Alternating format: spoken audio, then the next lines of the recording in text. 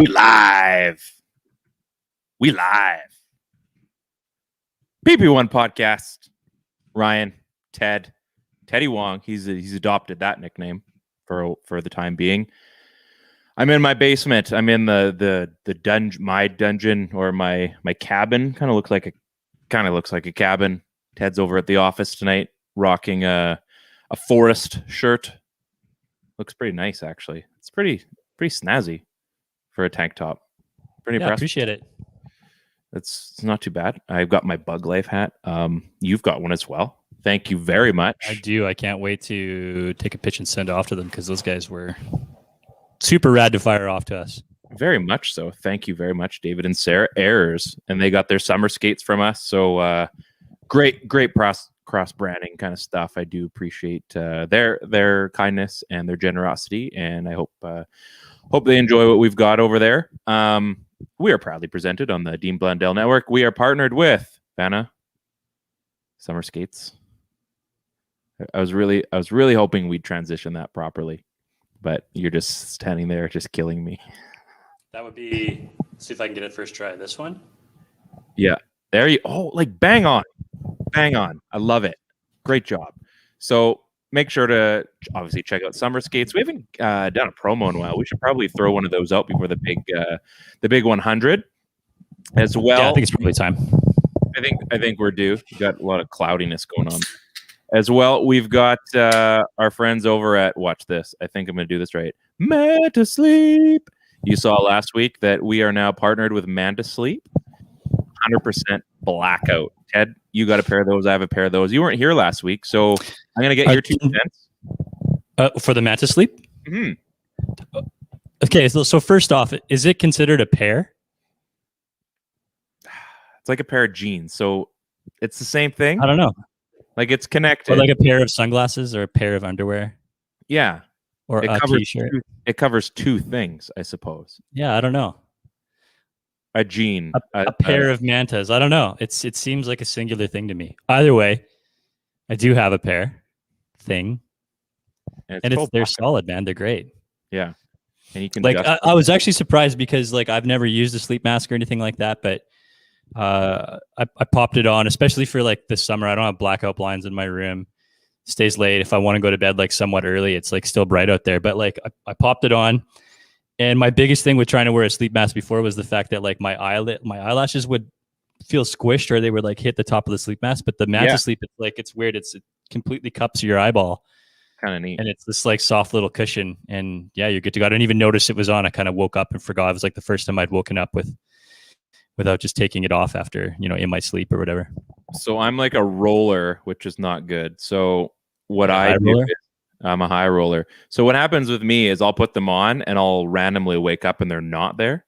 So I like to have it kind of loose just because if it gets too tight, I have a very sensitive face. So, but I love it. Total blackout. Yeah, very. Oh, there we go. Wow, look at that. I put the link out there. It goes to everywhere. YouTube. Nice. The entire internet has been bombarded by what I have to say. So that's pretty awesome. So make sure you check out that link. That is our link to Manta Sleep. Very much appreciated by them. They're giving away, I want to use the word pair, but you've made me double check this. So, but I'm going to say it, a pair, a mask, a sleep mask. So make sure you enter that. We also have some cool stuff from our friends over at Beyond the Green. You got to check them out. They got some wicked golf Travis Matthews stuff. Next week, we're going to have, I think we're just going to get people to enter in and we are just going to bombard you. We're going to have a bunch of prizes. Instead of one big prize pack, we're going to spread the love so that a bunch of people get an opportunity to win. I think that's the most fair. I think that was more of your idea than anything.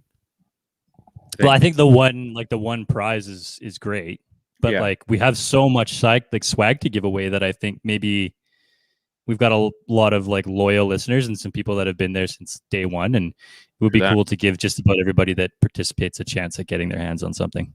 I agree. I think that's a good idea. And there's stuff. I'm looking at all the Travis Matthews stuff right now from Beyond the Green. We've got the summer skates. So once I have those, we'll make sure that those are going out. I think I'm going to do another one of those, the PP1 hats, those wicked golf hats. Yeah, those things are sharp. They are very sharp. I'm tempted. Again, the white. I was surprised that the white were so pop. People seem to like them. I'm not responsible enough to have a white hat, but on the right place, maybe like a golf course or somewhere nice. You have a black polo or something. Looks pretty. I spend a lot of time in the stands, so I don't know. You find a place to make it work. And what else are we giving away? I can't remember. Oh yeah, Player's Choice. They are going to be giving some away. We haven't even decided what they're doing, so I'm sure every time they give away something, it's absolutely amazing. It's always rad. So it's like a Quinn Hughes rookie card, or like a chance at like maybe you get a slot in like the pull decks or something like that, like in a card open, or maybe it's a box of cards, maybe it's some memorabilia. But those guys never disappoint, and they've been great partners since the beginning. They have been. So anyway, you want to check us out. As I said, we are on the Dean Blundell Network. Lots of love. Make sure you guys are commenting. I was going to make an announcement last week, and you weren't here, and I was devastated. Now, you had family in town from. Now, I think they were from Vancouver, but not originally from Vancouver. Is that correct? It was like my cousin, and she came from Fiji, and then her daughter, and then her daughter. So it was not close. Yeah. Well, so that's important. So it was a Team Fiji weekend. It was a good time. Yeah, and your cousin came and played ball with us, which was super rad last week. She went 4 for 4 and an absolute monster in the field. And she said that was like the first time she's ever played. She went, yeah. Well, no, she played when she was like 15, but it's been, I don't know, 10 years or something like that since she's played. Like even picked up a bat, she said. I don't know if I believe her, but I think it was like lowered expectations. But I mean, yeah, she girled that guy out in left field with her first hit. Like playing her short, and so she blooped it over his head. Yeah. And then they all adjusted and switched for her, and then she went oppo on her next 2 at bats. And then on her 4th at bat, just hit like a hard liner over the shortstop. And yeah, she had like that diving play when we made her play rover, and like threw that guy out at 2. Like, you need to come back next week. It was so funny, right? Because it was like, oh, where should you play? And like our guy's like, go rover, new girl. Yeah. Like totally wasted out there. And then she just makes this ridiculous catch. And then the very next play is, Kay, you need to be in a better, more important position. It was great. Yeah. You clearly have value on this team now. So anyway, so you weren't here last week because you're enjoying some family time, much deserved. I will get mine in a couple weeks. So we'll do a few more episodes and then maybe take a week break. We'll see. So you probably saw me posting yesterday a bunch of our clips from the last couple of weeks, right? Yeah, those are some beauties. There was that time where you said you would rather eat poo. So that's what I would like to get into. I thought about it, and I might have made a mistake. No take backsies. Well, can I tell you why? You could tell me why you made a mistake, but no take backsies. So I thought, as I said, you're going to throw up either way. Like, this is a lose-lose situation. That being said, one is poop. It's very simple, isn't it? And there's bacteria in poop. Even your own poop. It's bad for you. It's not good for you. And I thought, at best, it's still pudding that tastes like poop. So at least it's like a jelly bean. What would you rather have, a jelly bean? And in that case, I think it would have made more sense had we chose a jelly bean, because I think that would have been easier to fool me. Yeah, we've all had shitty food, right? Yeah. So I know you're not going to allow me to change my answer, and it is forever emblazoned on the interweb. But for those people out there, I did want to change. I can change. I'm not what you think. We can break mistakes were made. Mistakes were made. I know people don't forget, but I'm asking you to forgive. I'm asking you to forgive me for saying I would eat poop, because that is disgusting. It's gross. Yeah. So like, you're right. If you eat the poop flavored pudding, flavored you throw whatever. Up because of the you throw up because of the taste. If you eat the pudding, the chocolate pudding that is poop, you're fine, but then later you throw up. Yeah. I mean, the texture's still going to kill you. Like, that's still going to be like, nope. It could be regular texture though, Ryan. It doesn't matter. So like soupy? It could be like you peel open a perfectly good pudding and it smells like chocolate and looks like chocolate, but you eat it, but it's actually poop and it wouldn't matter. But on the poop side, I'm saying when you eat the poop, this has already gone too far. We've taken 3 more minutes than we've needed on this, and that is too many minutes. So. It was a big moment for you. But again, anyway, there's honest me. There's me coming forth and it's like a car salesman. Honest Ryan. Yeah. Hey, let me be real with you for a second, folks. There's been a lot that has happened, surprisingly. I know we see this every single week. How can you tell it's the off season? Exactly. No, but there has been like a decent amount that's gone on this week. The big one, and it's kind of good that we're here today. The Abbotsford AHL farm team for the Vancouver Canucks is the Abbotsford Canucks. Not a big shocker there. Not the end of the world. Hamilton Canucks was a previous farm team for the Canucks. So, was it? Yep. Oh, I didn't know that. 90s. Yep, back in the 90s. There's, the Albany Devils. There's been the this, that, and the others. I'm not going to get through all the different. The Wilkes-Barre Grand Penguin. Yeah, like the name. It's not the it's not amazing. It's not you knock you off your seat. It'll do. It's going to work. The jersey, the logo, Johnny Canuck. I love Johnny Canuck. It's about damn time. I thought that was pretty amazing. The jersey itself, the actual garment, both the home and away, I'm assuming. I feel like they rushed it, and a few people pointed out it was Canadian Tire, bargain bin kind of look. In all honesty, the jersey they had, remember the green Johnny Canuck jersey they released like a season or two ago? Probably more than that. Like the practice jersey. It was like a fashion jersey that they released just at the team store. So it's green. You can find it. You can Google it. It's out there. That was even better. At least there was a little bit more like the striping on these jerseys. And again, I'm a jersey guy, but the striping on them just seemed inconsistent. It just seemed very blah. And then last night, you saw this, the Vancouver Giants, their third jersey with the gold Johnny Canuck, the real Johnny Canuck. Do you see that one? I haven't seen it. I should probably Google it. You should. So they've got like a red collar. It's like a black jersey with the gold lumberjack head on it. That is going to be one of the nicest jerseys. I want one. And I don't even cheer for that team. Now, I mean, obviously, because I'm a Rockets guy, but what a jersey. And then the Canucks come out with this farm team, and it's just like, again, this is what we do as Canucks fans. I don't care. We always would joke like, hey, Luongo got a haircut. That would be a big deal. Ryan Kessler gets a haircut. Hey, like, we exaggerate the most minute details of everything about this team. And then we always forget about the stuff that's actually going on, like something like Elias Pettersson, who's doing wrist shots again. And that is what we should. Cool, yeah, I mean, not exciting, but hey, Petey's taking wrist shots. He's getting ready, making sure everything looks good before he puts pen to paper on his new contract.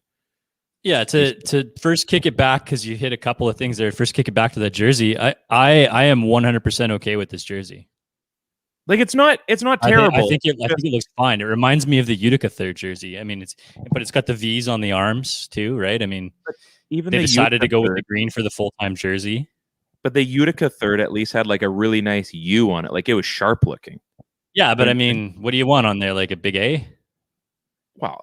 I mean, I feel like this fan base has been clamoring for so long for a Johnny Canuck logo, and we finally got it. And they didn't even mess with the logo at all. It's like the most legit old. It's the old logo, which is what so many of us have wanted for so long. I'm here for it. I think with some pants and the green socks with probably a white stripe and then a blue mane in there, I think is going to look like the green socks are going to look really good. I think the goaltending setups are going to be dopest too. I can't wait to see that.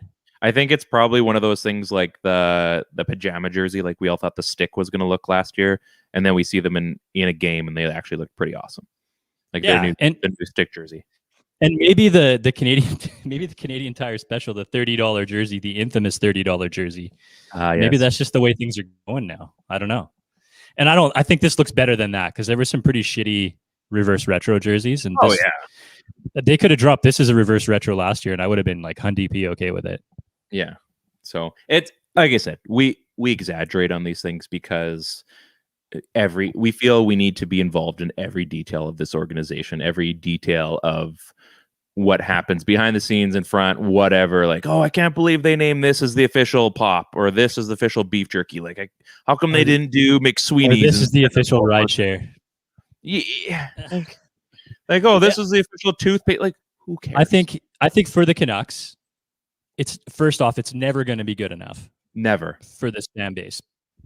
But I mean, the last time I think there was a jersey that was this different and still hit, I think, with a level of quality was probably when they changed back to the current jersey with the Vancouver arch across it.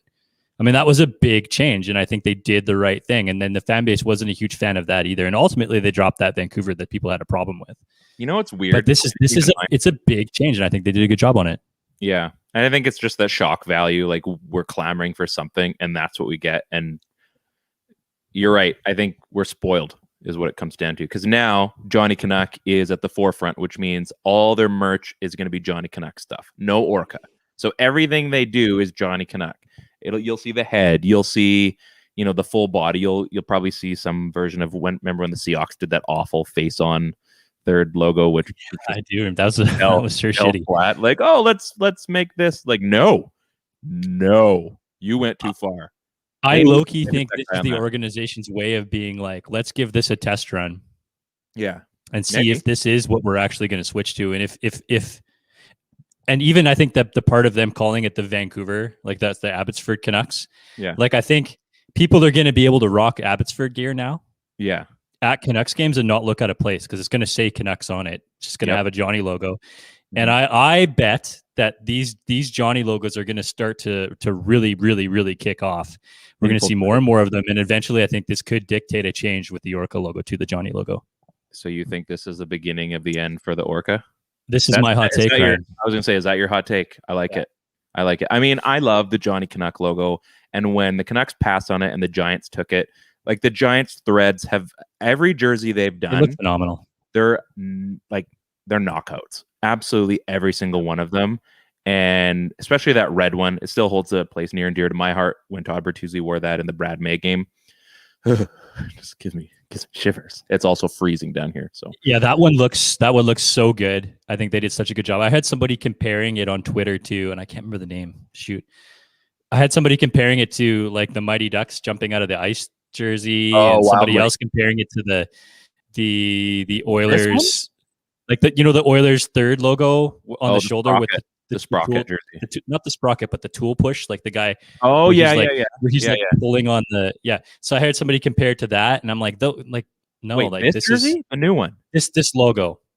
No, and I'm like, no, this is completely different. I think if anything, there is a logo that you can compare it to. It's probably the Pittsburgh Penguins logo, and I love that logo too. So. And that's sharp. And I mean, they went back to it. They went away from it, did the triangle, and then they slowly came back to it.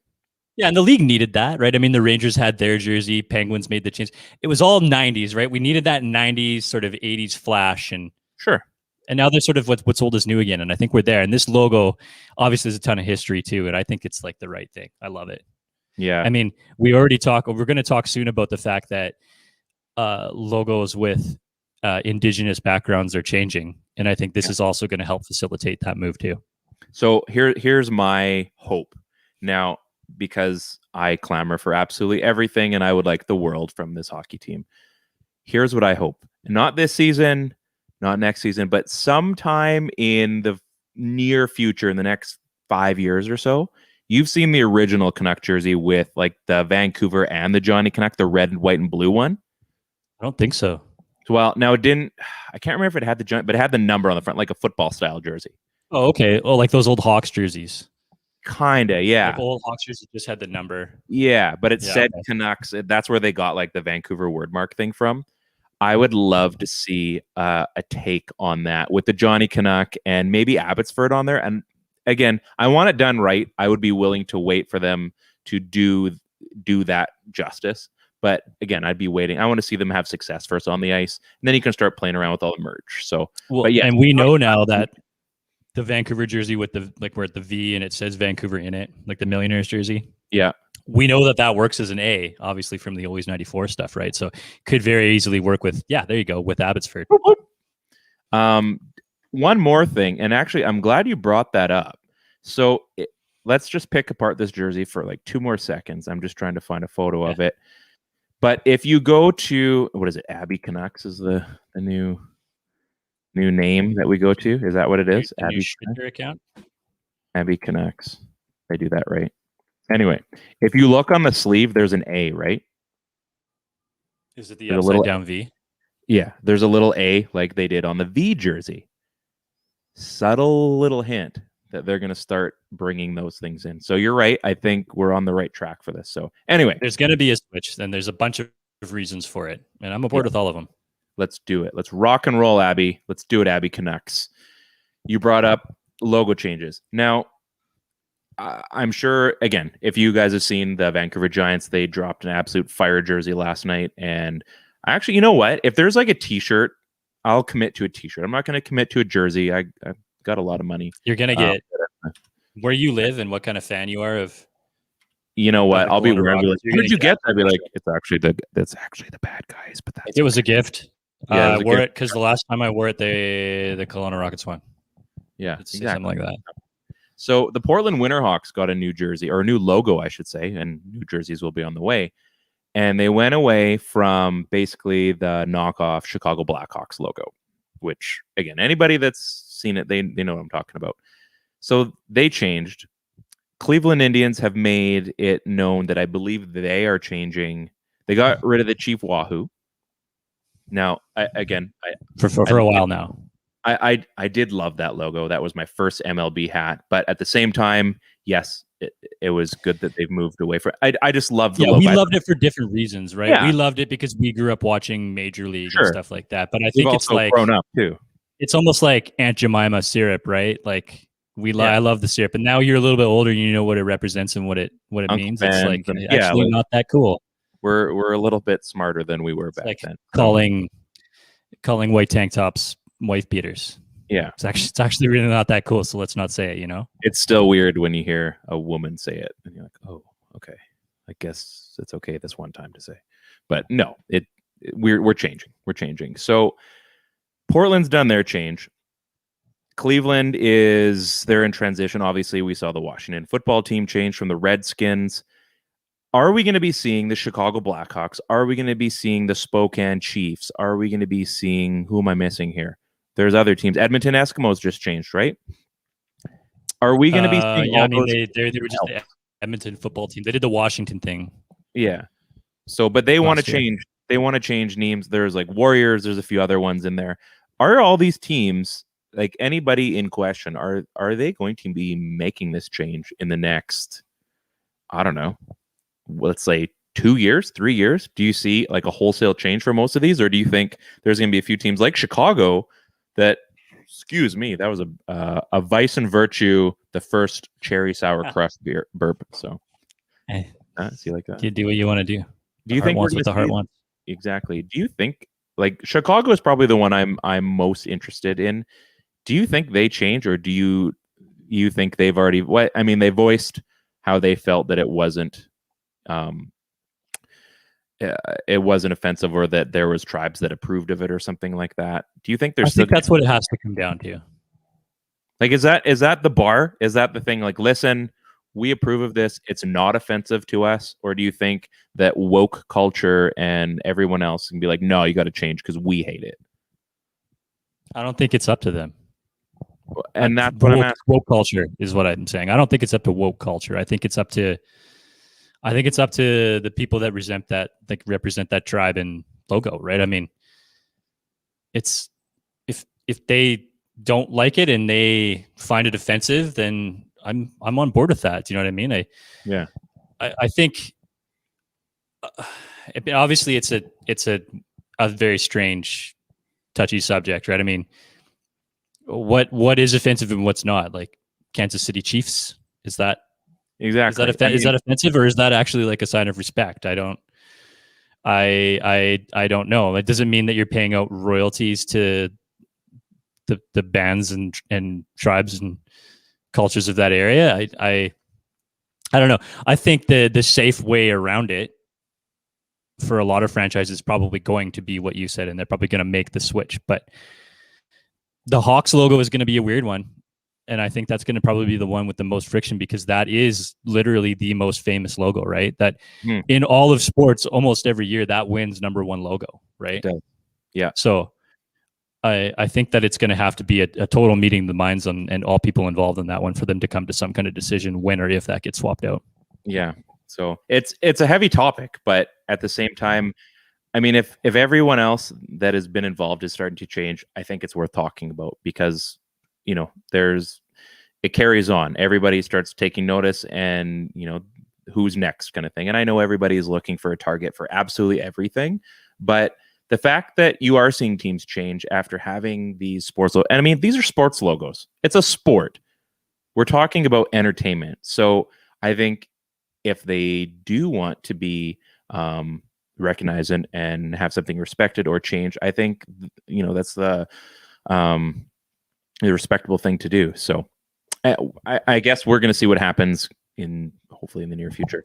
I get the point about what you're saying, like these are sports, but I think what part of it, and I'm not speaking for everybody, but I think maybe what part of it is that there is a single entity or franchise or person or group of people that are benefiting off of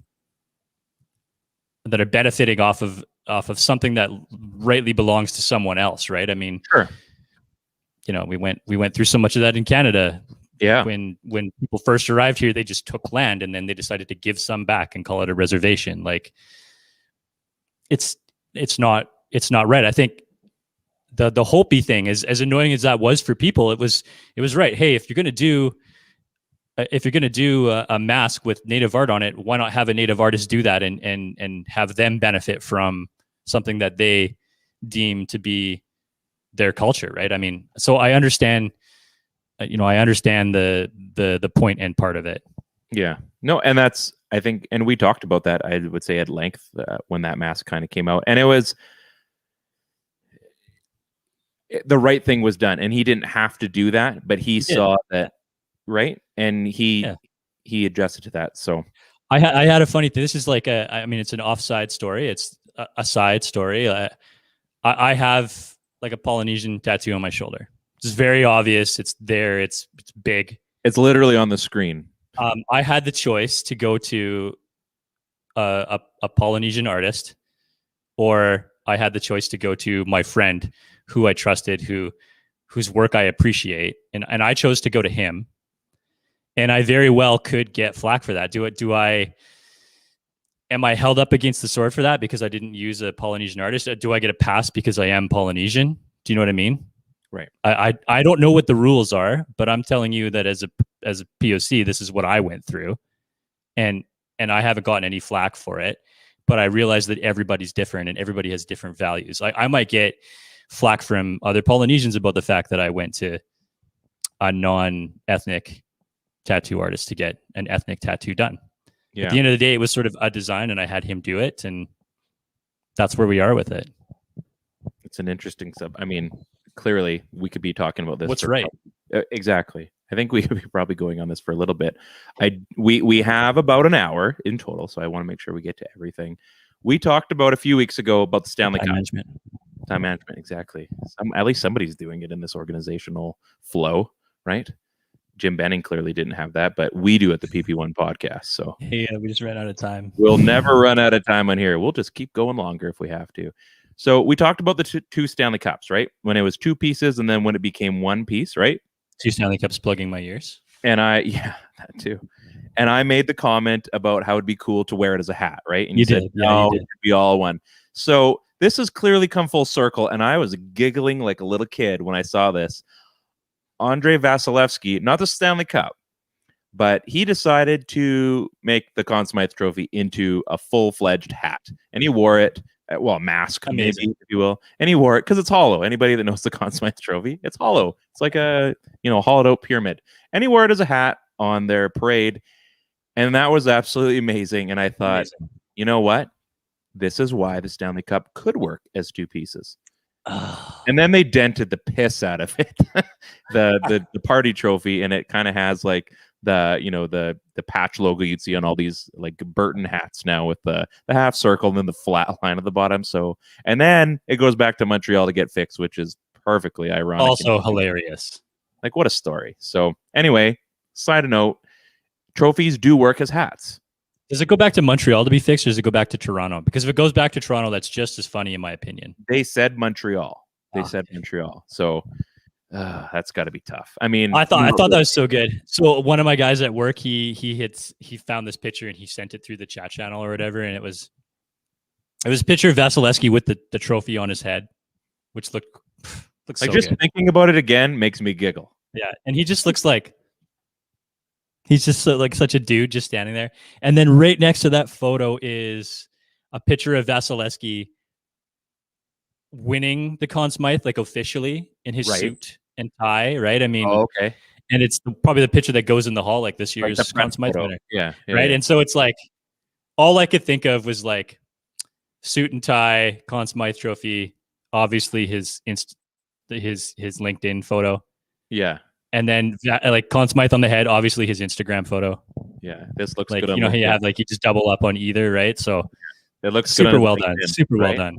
If he's ever looking for a new job, like, well, I've won the Conn Smythe Trophy for the Tampa Bay Lightning, and then he's like, guys, look what I did last weekend. It would be like the suit and tie Conn Smythe would be LinkedIn, and then it would be like him raising it over his head, winning it would be Facebook, and then Instagram would be Conn Smythe on his head. And Twitter, we're not going to get into that. It's probably some mangled. He's like, just spew a bunch of hate. He's throwing the maple leaf from it as a throwing star. Yeah, the Twitter, the Twitter version of it would have been like Kucherov's interview. Yeah. Oh, exactly. Exactly. The other guy, and yeah, team of dudes. Congrats to those guys. Oh, absolutely. Back-to-back champs. Yeah, that doesn't happen too often. Yeah, there was another pick with like Kucherov, the Stanley Cup, and the Lombardi Trophy, and it was like he was wearing a T-shirt that said 18 mil over the cap. Yeah, like they're embracing it, and you know what? Hats off to you. Good for you guys. Good for you guys. So we're talking about cap. This is like we are hitting transition after transition tonight, and I feel we're like some of these we weren't planned to go this fluently. So we're a Canucks podcast first and foremost, but I think clearly there isn't going to be a ton of Canucks stuff every single week. Talk about poo, joke about poo. We can talk about me eating poo, and sometimes we have to transition from both of those things and talk about other hockey things because poo jokes. Poo jokes are not my favorite, but we always have room for them, I think. Yeah, but they're a solid number 2. Like, thanks, Dad. Thanks, Fast and Furious, your seatbelts or whatever that was. The Minnesota Wild placed 2 very awkward phone calls this week to 2 guys they really shouldn't have signed to 10-year deals. Ryan Suter and Zach Parise. They both have 4 years left on their $100 million matching deals, and they got bought out. So, I mean, slow clap for them to still get paid. They should really be embracing the NFL's salary cap so that, you know, you can just cut a guy and you don't have to pay him anymore. Like, you know, guaranteed money is a smart idea. Just saying, Gary, you need to get involved in that. So they get paid out. Good for them. They can go sign a new contract. We've seen it happen many times. But the dead cap for the next 4 years, actually next 6 years, if I'm not mistaken, is atrocious. Did you see these cap-friendly numbers? No. Are they going to hold them to it? Yeah. For these 2, anyway. We're getting into the other guy in a second. Next 2 seasons, $15 million in dead cap space. That's awful. That's hilarious. That's bad GMing right there. You sign them to those contracts. I don't know what they were thinking about, thinking they're going to win a Stanley Cup with those 2 guys. They're great players even at the time when they signed, but come on. Yeah, those guys are great. 10-year deals, though? Come on. We had Roberto Luongo, and we knew that was too long. It was still too long. But the rules said do what you got to do to make that signing, right? I mean. Oh, yeah. I mean, I'm all for the fact that it is possible and that they're allowed to do it, but 10 years, everybody and their dog knew that wasn't going to work out. I don't care how good of a player. There's 3 guys maybe in the league that can get away with those contracts, and they've all won. Well, 2 of them have won Stanley Cups. Ovi, Crosby. I mean, you could do it with McKinnon. You'd be okay. You could do it with McDavid. Probably not on the Oilers, but I mean, he signed an 8-year deal, didn't he? I can't McDavid. remember. So It was a big deal. Yeah. there are essentially a couple players you could get away with that because they've earned it, and they're going to back it up with a trophy at some point in that contract or two. So quick push on that question. Suter and Parise. Yeah. Both great players at the time of the signing. Yeah. Suter was still, in my opinion, a high-end defenseman. What is that a bad signing when they buy them out with 4 years left on their deal if they had won a cup in between then? I will always stand by the fact that if you win a Stanley Cup, everything is off the table. Everything is wiped clean. I don't care. Flags fly forever. They do. If you win, I've said this as long as I've understood how the monetary version of the sport works in any sport.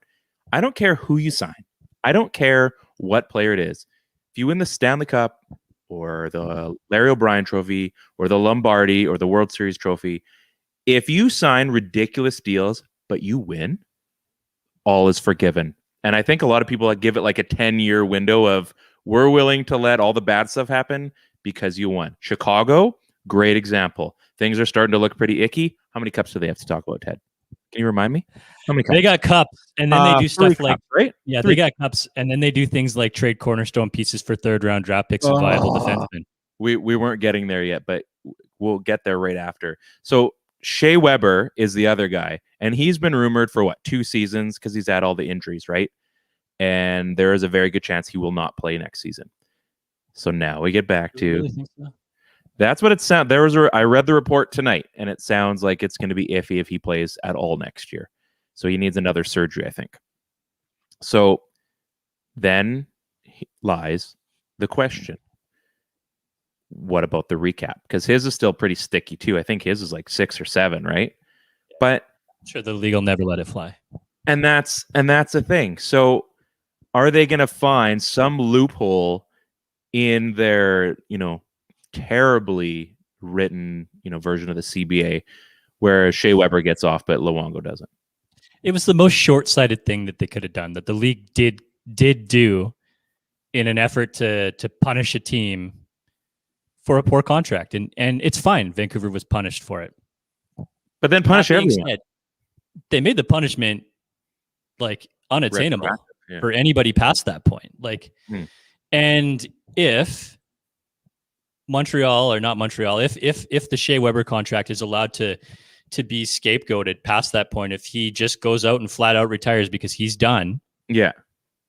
I mean, the fact is that he's hurt. He's going to have to get a surgery, and they're going to give him the Johan Franzen treatment. It's going to be a medically unable to perform deal, or right? LTIR. Yeah. And they're just going to walk. And my opinion is that if it got to the point where he was just like, guys, I just don't have it in me to play anymore. I'm not there anymore. My body's not ready. Yeah. The league is not going to allow that to happen. And that's what happened to Luongo. He said it took him 4 hours, even on an off day. But the league won't allow it to happen. They'll be like, this'll fuck a team. This'll screw a franchise. It's not screwed Vancouver. No, it's not screwed Vancouver. It's Vancouver's. Well, Vancouver's screwed because they have terrible cap management. But you know what? That $3 million still hangs. Right, it hangs. There. But you can manage a franchise. Teams have managed forever operating far below the cap. Not this GM. Not this GM, right? You can do it. But what's the cap recapture penalty on Weber? Do you know? I think it's like 6 or 7. Yeah, it's crippling. Yeah, for sure. And the league won't allow that to happen. They just won't. They'll realize they made a mistake. They'll circumvent the books. They'll rewrite the rule. I'm sure Vancouver won't be compensated. They'll go about it between back alleys and bowels to make sure that a team is taken care of in Vancouver off the books, and it won't help them in the cap recapture. Maybe this is conspiracy stuff, and I fucking hate saying that I'm a conspiracy guy because I'm not. But the league will step in and take care of this problem, and it's almost like the Goodell thing where they just do whatever the hell they want, and you can't say shit about it. Will it be in an actual back alley? Do you think? Maybe it'll be in the side challenge, the sign. So let me ask this, and I asked this on Twitter right before we started here.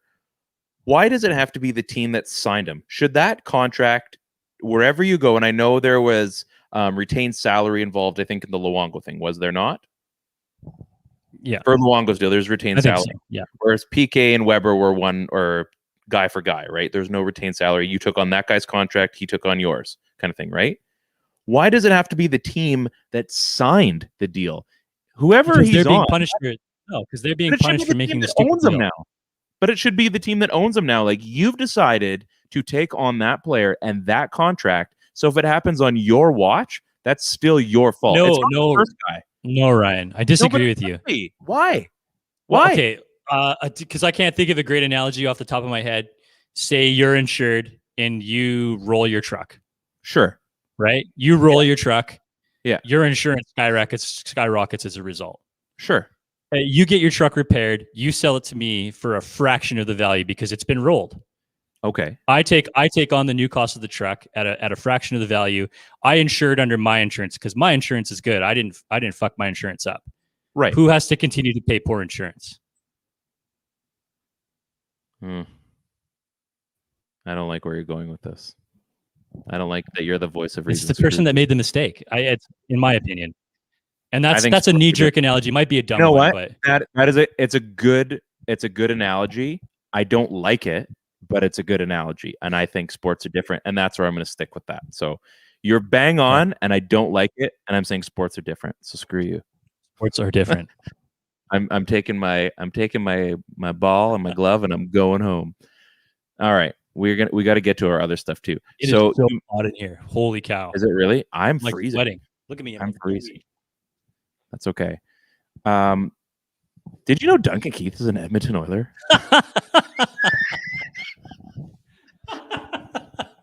Like, actually. Oh, and by the way, for a third round pick. Man. And a prospect? Am I mistaken? A prospect? I don't think a prospect, no. Or was it just a third rounder? It was a third rounder for Duncan Keith and a prospect or something. Caleb Jones. Caleb Jones. Oh, that's right. Yeah, whatever. So, and Chicago got back some schmo. They got it, Edmonton got, Edmonton, sorry. And see, as it's Edmonton, I don't care. So they got Duncan Keith and a guy, Caleb Jones, and a pick went the other way. Duncan Keith isn't going to have a renaissance. I'm sorry, folks. Edmonton, it's not going to happen, man. You're not winning a cup with Duncan Keith. For starters, I don't think. Yeah, you're not going to win a cup with 38-year-old next year, Duncan Keith. No, I don't care if he's happy that family's back, and that was the reason. He's got his 8-year-old son that lives in Penticton, wants to be closer to him, has a lot more access to him now, and that's great. I think that's great. That's admirable. It is, and I mean, again, we all hate Duncan Keith as a Canucks fan. Team Canada, he's one of the first guys you want on your team. We've got that out of the way. But come on, Edmonton. Guys. Come on. You know that's a bad deal. Come on, Ken Holland. He's going to wake up. Road, Neil. He's going to wake up somewhere around November, the quarter point of the season. Cold sweat. November. Cold sweat. And Edmonton's going to be like 500 or something like that. And he's going to see that the Edmonton coaching staff is rolling out Duncan Keith against third lines. Yeah. Realizing that he just doesn't have the jam or the legs or the ability to take on a first line. No, you're wrong. Play big minutes anymore at $5.5 million. You're wrong. And he's gonna say to himself, "Why did mistakes were made? Somebody stole something from me. I need to call the cops because I just got fleeced." He ate the chocolate flavored poop. He's a chocolate flavored poop eater. Mm-hmm. And he should have went with the pudding. Tastes like poop. Listen, this is a bad deal. Pucks on Net did a really good job on this tweet earlier, saying Caleb Jones and a third round pick for Duncan Keith is a bad trade. Caleb Jones and a third round pick for Duncan Keith and no salary retention is none. A really bad trade. That's a terrible deal. How do you make that move for a 38 in like 3 days or something like that? How do you make a move for a 38-year-old defenseman for $5.5 million? How many years is left in his contract? Like 3? He's got a few left. Yeah. I cannot wait to see 41-year-old Duncan Keith playing in the NHL in our division next year. I really can't wait. I'm all for it. Kudos to Duncan Keith and everything that he's done for Chicago. Yeah, everything he's done from an underdog standpoint. Phenomenal. One of the best Canadian defensemen to play. I'm not afraid to say that. He's a Hall of Famer. Told the line for our country. Hall of Famer. If Duncan Keith was playing on my third pairing and he was making like $2 million, I'd be more than fine with that. Sure. He struggled last year playing on a really bad Hawks team. The Oilers are not that much better. I just rant over. I'm sorry. It actually happened. This isn't like an NHL 22, NHL 21. This was real life. You know what was great about this? Go ahead.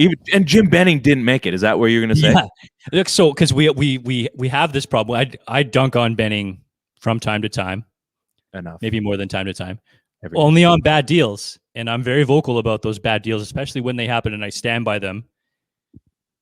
This was a bad deal, and somebody other than Benning made it. And guys other than Benning will continue to make deals like this in the NHL because for some reason, GMs get approval to make these kinds of moves. I don't get it. The latest that guy was taking a leak. He had a couple days to take that leak, apparently. Yeah, there was rumors going around that maybe Ken Holland would have been a Vancouver GM.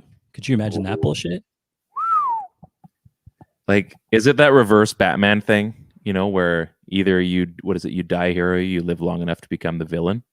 Like, is it going to be the other way around for Jim Benning, where he starts out the villain and he's here long enough?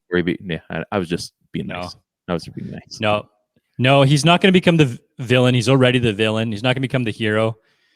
If he gets to Batman status, it'll be like Batman with the nipples on the suit. Batman. No, George Clooney. Like George Clooney Batman. It won't be good Batman. I like George Clooney though, and I know that movie was bad. I like George Clooney, but who put the nipples on the Batman suit? I mean, let's be honest. If either of us had the Batman suit, that's going to hit home pretty well. Just saying. Not with nipples. You walk in the house with that Batman suit on. Just saying. Okay. It's a win. It's still a win. Take it how you want. It's a win. It's a win. That's all I'm saying. Okay. I think my wife is more of an Aquaman fan, but we'll go with that. Hey, you just do what you got to do. You fulfill that terrible movie fantasy if you like. But did you? I didn't know the Beauty League had already started. Have you seen this? Mm-hmm. So Brock Besser scored. I watched the clip about 20 times, and it glitches right as he's shooting the puck. So I haven't actually seen the goal, but he scored. Is it time for Jim Benning, and maybe he's just too afraid to make this call, but do you think it's time for Brock to maybe retire from the Beauty League and a la Alex Burrows with the ball hockey, like, hey, we don't want you playing, with the Montreal Red Light, because as good of a player as you are, we have a lot of money tied up in you, and if you screw something up in a fun league, and I mean, nobody's targeting Brock into Beauty League. It's fun. It's a summer league. Is it that? Or now here's my other thing. This is going to be would you rather, or is this hypothetically speaking? I'll let you know and you decide what it is. Or does the NHL embrace these summer leagues and actually have, like satellites, like, make it, put your name on it at least and be like, hey, these are all the leagues. Sign up if you want to. Like it's optional. These are like OTA kind of things. It's optional. But we're going to put our branding on it. And if you guys want to play, and at least we can get, our online marketing dollars, this, that, and the other. So is it that, or is it this? Is it hypothetically? Maybe your second segment's called This or That. Maybe that's we'll try that already. This or that. It is somewhere, I think. Okay. Yeah. So what do you think? It's two questions I think you asked, right? They're yeah. So Brock should Brock hang it up because he's got to answer the second question. I think the league should absolutely embrace these kinds of pickup summer leagues, especially where that many pro players are playing, or that many high level players who get paid to play hockey are playing in these leagues. It's not some schmo. It's not some schmo that doesn't understand the game, or know his place, or know who's out there trying to make a name for himself. It's not that, right? It's like these are good players who have respect for one another, and they're out there playing around. So I think the league should absolutely embrace this, and I think if they're using it for a training grounds, almost like summer league basketball, Yeah, like the or D exactly. League basketball, right? I think that's a great idea. So I'm 100% on board with that. The comparison, I think, to Burroughs playing ball hockey, is we all know Burroughs was an amazing ball hockey player. I think that's different. Those are not pro players. There might be the odd former pro sprinkled in on a ball hockey team, Right. but these are. I mean, I've played. Yeah, I played C-level ball hockey, right? And I'm not a very good player. And I know that Burroughs played A-level ball hockey, and we played in the same we've played with guys that have played A-level. So yeah, I played with James Rayburn is a classic example. James Rayburn is an A-level hockey player, and we know James, former boss, right? He was an A-level player playing on our C-level team when we went through to provincials and won, and then from provincials to nationals, and then nationals. I mean, that's where you get to play against the teams against like the Montreal Red Light, right? Mm-hmm. It's the best teams from each province play off, and it goes A, B, C. So we played in C division. Now, our ball hockey team, which was a C team, and went to nationals, have always played in like spring and summer leagues in what I would call like E and D leagues, and it's terrible. It's the chippiest hockey you'll ever play in your life. It's former lacrosse players running around with a stick up in your neck. Yeah. Guys who, just absolute wannabes who go in there and try to fight you, take your head off because they can't play and they don't like getting ripped up 8-0. Someone wants to make a name for themselves. It's bad. It's bad hockey. It's the lower the level of hockey, the more susceptible I think you are to injury. Yeah. And I think C is right on the cusp of, if you go any lower, it's bad. If you go any higher, you're going to get shit kicked in the sport department, right? So the beauty league it's high level hockey. Like these guys, they could put teams together and have them play, some level. They could play in the men's, the Allen Cup. They could play in the Allen Cup and put a very good team together, right? Yeah. So this is not that. The level of hockey is too high and it's so high that it has a level of skill that allows respectability. And I don't think they're in danger of having Brock say, hey, you need to exit out of that league. It's not safe. And I think if he saw that it was chippy and gross and ugly, he would just leave. He's probably smart enough too. Burr had this like level of commitment to ball hockey because that's what got him back into a spotlight for the NHL, right? And he also had just signed that deal, and he became the target because now he's playing with the Sedins. Yeah, now he's going after him, right? That's his ticket right there, right? So two different things. No, that's fair. See, Yeah, this is good debate. I like this. Are you ready to talk the top 10? Are you ready for this? Yeah. We've got a few other targets. I better bring it up. You're gonna have to wait a second. Okay, we can get to this at the end if we have to. We got a few other things.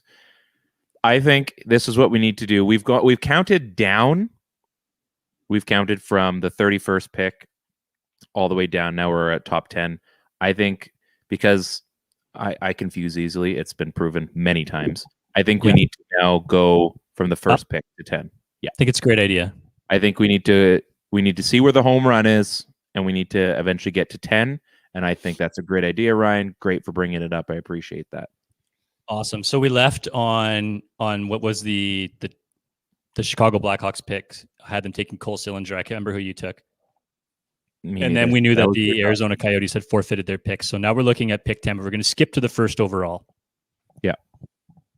So I'm looking at this, and so again, for everybody that's been following along, and there's been so many of you, thank you so much. I've been going off of the on the forecheck draft rankings, which is SB Nation for the Nashville Predators. So it's their version. Again, I've done no studying on this whatsoever. I'm going at this absolutely cold. I know next to nothing about any of these guys, but based on the write-ups that they've given, and I will try to loosely say them so they're not word for word, that is how I'm going to pick said players. So I'm going to let you go because you missed the week, and I blame you. So you're on the clock. With the first overall pick, who has the first overall pick? I totally Buffalo forgot. Sabres, yeah. The Buffalo Sabres choose First overall pick, the Buffalo Sabres go with the 6'5", 214-pound defenseman out of University of Michigan, Victor Hedman. No, Owen Power. But I do think he is like a Victor Hedman-esque or a Victor Hedman light type player. Like I think he has the ability to be that kind of player. That's a win. Yeah, I mean, I think it's a great pick. I did see an opportunity for Matty Beniers to go here as well. Mm-hmm. But I mean, I feel like he's the consensus number one overall pick. I don't think he's going to have that like Jonathan Taves like ability where he can just pull the team and sort of drag it along from the leadership role and that kind of stuff. But he's very deserving of the number one spot, especially considering what his ceiling might be. And I think that if you're Buffalo and you can pair a guy like Owen Power, with another great defenseman that they selected just recently, I think you're looking like you're in pretty good shape with this pick. So I take Owen Power. I see the Sabres taking Owen Power with this pick. And I think if you're the Sabres, they've gotten it wrong so many times up front. I think they need to start working from the back out and finding those key picks. Yeah, you know I mean, like Jack Eichel's going to be gone. Like that's happening at some point. I mean, they're going to get a haul back, right? But like they've had guys that have just totally flamed out on them, and I think defense is probably the safest to go if there is that high-end talent there on any team, really, because it's been proven it's not very easy to trade or to sign these guys. If you're signing them, it costs you a lot of money or a third-round pick, or you draft them. And the only way the Canucks would get a guy like Quinn Hughes is to draft him. The only way that they're going to get, they could have had Duncan Keith. They could have had Shea Weber. They could have had all those guys were in the draft. You don't get a second chance, rarely. Yeah, and when you do get him, Ryan, you're right. You're 100%. When you do get him, you're paying for them. You're paying for them both in assets and you're paying for them in cash, right? I mean, these guys, by the time they are made available, they're never available when they're on their rookie contracts. No. Like let's just say, and I mean, who knows what's going on in Buffalo, but for the sake of conversation, let's say Rasmus Dahlin became available. He's not. What's that going to cost you? It's going to cost a lot.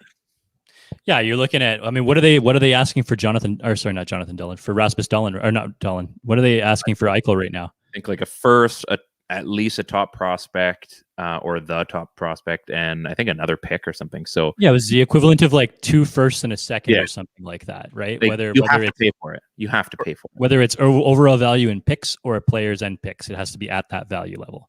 Yeah. So it's that organization, as the Canucks have been, is just, it never seems like they hit just right. So I am also going to pick Owen Power as the number one pick for essentially a lot of the same reasons. He's kind of the only guy I really know in this class. And I mean, if you have a towering Canadian defenseman, he's Canadian too, is he not? From Ontario? Owen Power? I know he plays in Michigan, but is he not Canadian, or am I just an idiot? Do we know this? What was your question again? Sorry. Is he Canadian or not? Yeah, Mississauga. There we go. Mississauga. So you get a towering Canadian defenseman, puck moving defenseman that essentially has all the tools you're looking for. Again, you can bunch them in that same group. Like, those guys are tough to find. I mean, if you had access to it, and I'm not saying he's going to be like nasty like a Chris Pronger, but if you have access, if you have access to that guy, you want that guy. Like, Victor Hedman is not a nasty player. No, and Victor Hedman's another great example. If you have access, I remember when Hedman got drafted, you're like, oh, great. So now they're adding him to that team. And now he's got 2 Stanley Cups. Yeah. It's plain and simple. Look, man, I think that was such a good year, in the year that Hedman got drafted, right? I mean, the 2 players that were available were Jonathan Tavares and Victor Hedman. Yep. The Islanders had to take Tavares, right? But I mean, that's a hell of a consolation prize to nab a guy like Victor Hedman. And 100%. All these years later, I'm still not sure who the better guy to have is at number one. I mean, it's probably Tavares, but the guy that has the impact on a team and a franchise long-term is probably the guy that can anchor your decor for the next however many years, right? Yeah, I don't know.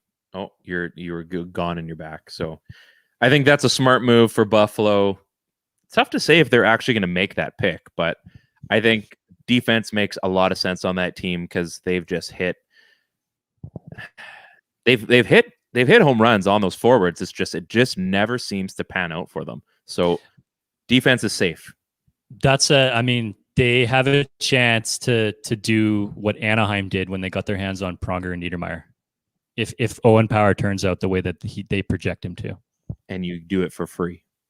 Yeah, like you drafted that. That's pretty amazing. Yeah. You get that to come into your roster. So with the second pick, the Seattle Kraken, and I'm going to let you go again on this one.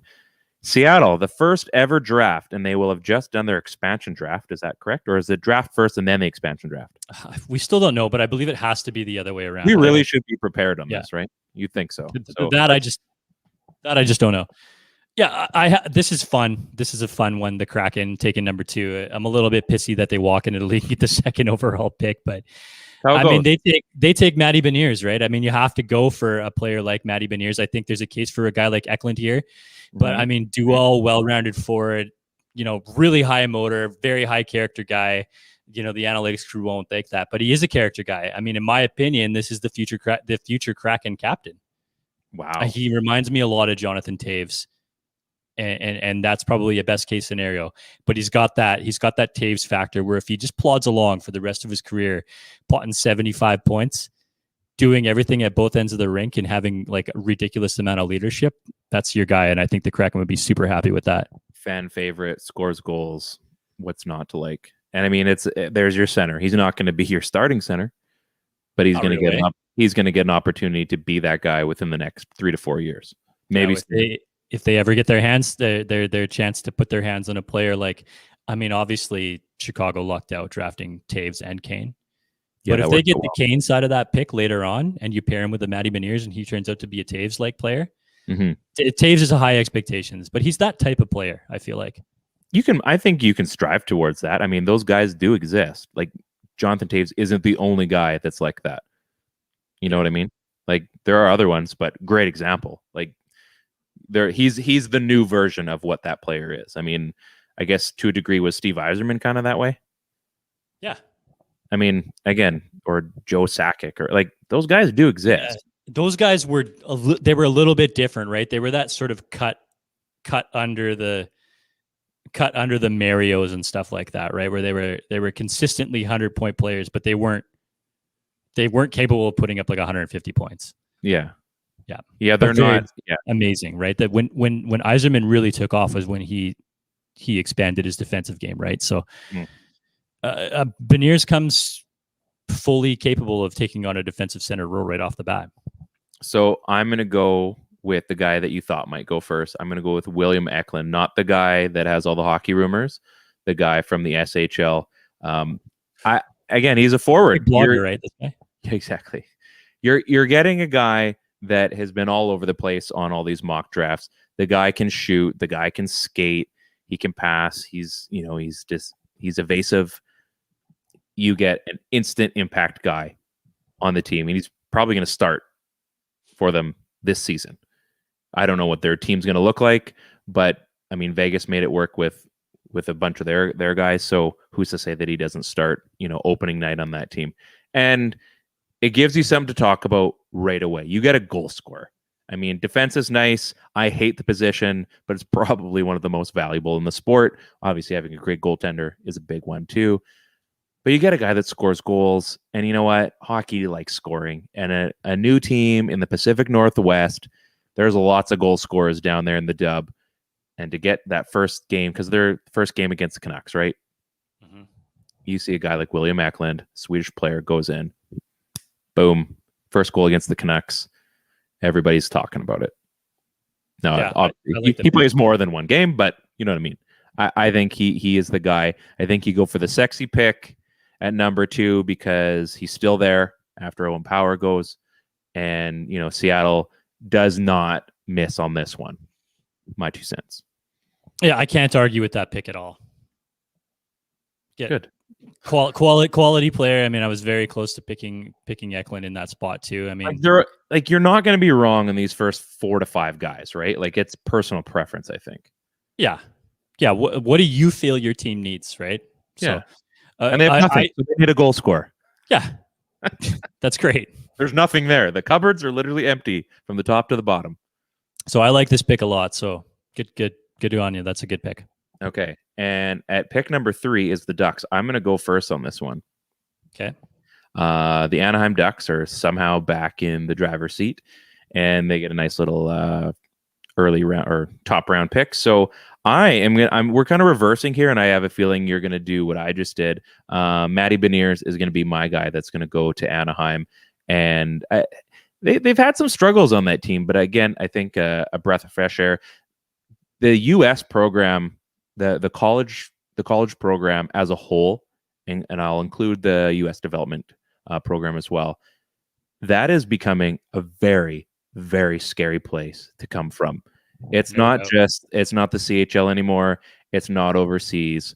The U.S. is producing players that leave damage on the NHL. And I think Matty Beniers is going to be one of the next guys. I think you're going to see a lot of talent out of him in Anaheim. And he can go in a place where he can thrive. He can become a star on that team.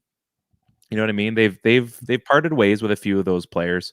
Again, Stanley Cups have come with those, but now they're in that rebuilding mode, and they're going to add a guy like Beniers. And I think, again, you get a center, you get a guy that's going to be able to, to dazzle, and you've got a fan base that is looking to see a change on that. He's going to be rocking some pretty sweet jerseys.